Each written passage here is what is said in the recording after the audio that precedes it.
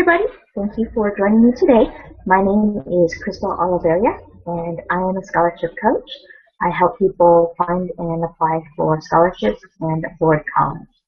And today we are going to start with our topic, which is the best way to avoid writer's block when writing scholarship essays. And today's quote is by writer H. Jackson Brown Jr., who says, "Don't waste time waiting for inspiration. Begin, and inspiration will find you." And that is certainly true, because if you wait for inspiration, you never know when it's going to happen or where you're going to find it. But if you start the process and you begin, then you're likely to find inspiration and you can use it, or you would think, that's inspiring. How can I use it in my process and in my journey of what I'm doing? So just to give you a little bit of a better understanding, we're going to start off with what is the definition of writer's block, which according to the website dictionary.com is writer's block is usually a temporary condition in which a writer finds it impossible to proceed with writing. And a lot of times what happens is when we start writing, we tend to come into three different obstacles that are common for most people, which is one, we're overwhelmed, and so we never actually get started, or we don't know how to start. We tend to think that writings happen in a logical order because we read in a logical order. And what I mean is when we read the title first, so we think we have to write the title first. We read the opening statement, which grabs our attention, so we think we have to get a wonderful, awesome, amazing opening sentence that grabs the scholarship judge's attention, and then we think we have to write it and then come to a powerful conclusion. And oftentimes that's not how great writings come about, especially for the title. The title usually comes somewhere throughout the writing process or towards the end of the writing process. So the writing process doesn't happen in the same order in which we experience the writing as a reader or someone enjoying it. And the biggest one too, I find, is that a lot of people expect perfection rather than progress. And if you're always expecting perfection the first time, anytime you write anything, you're not going to get going. You're not going to get started. It's not realistic. Great movies, plays, presidential speeches, great scholarship essays, they don't just come out. They take revision. They take time to revise. And a lot of it has to do with your ideas and providing clarity. So today, that's why we are here to talk about how do you get unstuck and what do you do when you are writing scholarship essays and you also come into a problem that is also known as writer's block. So I created a little block because it doesn't matter which way you turn it, like a dice, you're still going to be blocked. Anyway, I find that comical. I hope you do too.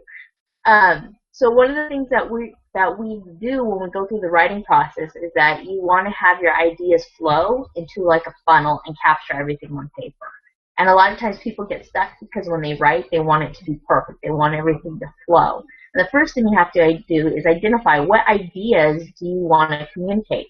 So that's why I have this handy-dandy little funnel, is because you want to capture all your ideas that are coming in, and then you want to put them down onto this paper into these bullet points.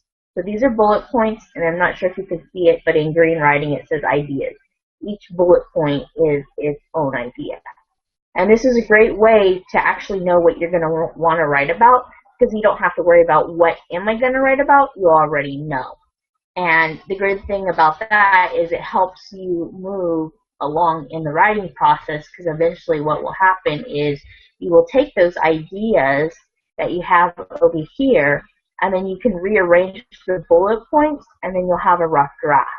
And that's important because a lot of times when we start writing, we think of everything having to flow, and then we get the way we like it, and we run into these problems of, well, wait, I forgot to include this, or I forgot to include that. And so a lot of times the advice people are given about writer's block is just write, and eventually something will come out. The challenge I have with that is that means you have to spend a lot of time proofreading and taking things out when you're just writing blah, blah, blah, blah, blah to get yourself started. So rather than writing and hoping and waiting for the inspiration to come, I would much rather have you put out bullet points about something that you're going to eventually need to elaborate on. And so a lot of times it means answering the question directly depending upon what the question is. So for this video, I thought about, okay, well, what would happen if I was going to write an essay about this new direction I'm going as far as helping people get scholarships and education. Why is education important to me? And I broke it down into two levels. The first level is, yes, you obviously want to answer the question, but the second level is you want to go much deeper and not just state the obvious, which most people can guess, or you want to make it on a more meaningful connection that people can feel you on a heartfelt connection. And so for me, it was more like, okay, well, let me state all the facts, because when you have writer's block, it's like, okay, well, these are facts. I don't have to think about it. I don't have to have creative juices flowing in order to write the facts down. Let me write the facts. I can reorganize the facts. And then the second level is let me put meaning into those facts.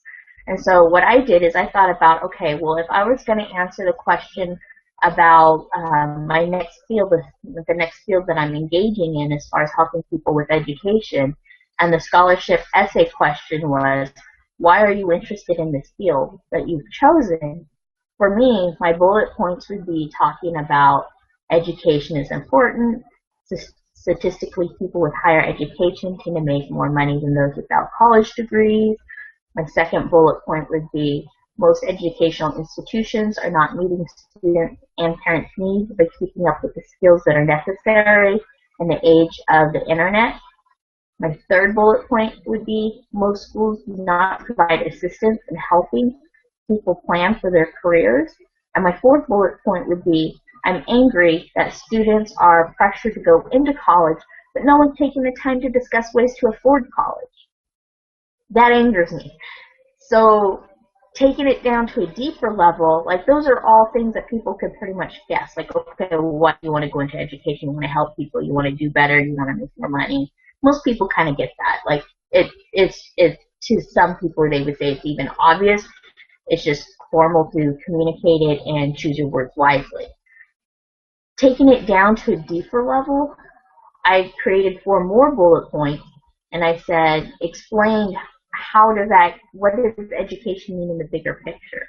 So my first bullet point would be, it is important for society to have a large group of highly educated workers. Populations of highly skilled workers attract investors and entrepreneurs who work together to create jobs. Education, my second bullet point, education is a hand up rather than a hand out. I personally believe that the human soul would rather take pride in having a career and making money than receiving a government handout, such as welfare. My third bullet point is I believe a lot of people want to get ahead, but they do not know how. And with the way technology and industries are changing, people cannot rely on the advice that has worked for their parents and their grandparents.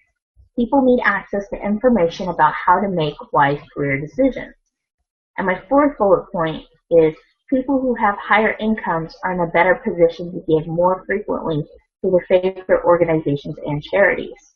I believe that it's better for a person to be in a position to give than it is for them to need or receive. So with that, I just put down ideas that I thought would be important in a scholarship essay where I have to answer the question about why are you interested in this career field or career choice. And pretty much by just putting down the facts of how I felt, or facts that most people know, and then diving in deeper, I pretty much went ahead and already created an essay. It's a draft, it's an outline. It's beautiful because it doesn't take, I'm not stuck in a process of what am I going to write. This is what I'm going to write about, and let's take it to the next level. So I know some people are visual, so I'm going to go ahead and do a quick screen share. With that, now you just need to take it to the next level of refining it, and that is eventually how you take a rough draft and you go forward into the process of writing scholarship essays. So I hope you found this helpful. I will go ahead and create another video so that you can see how I would take a scholarship question and answer it and go through the process of writing.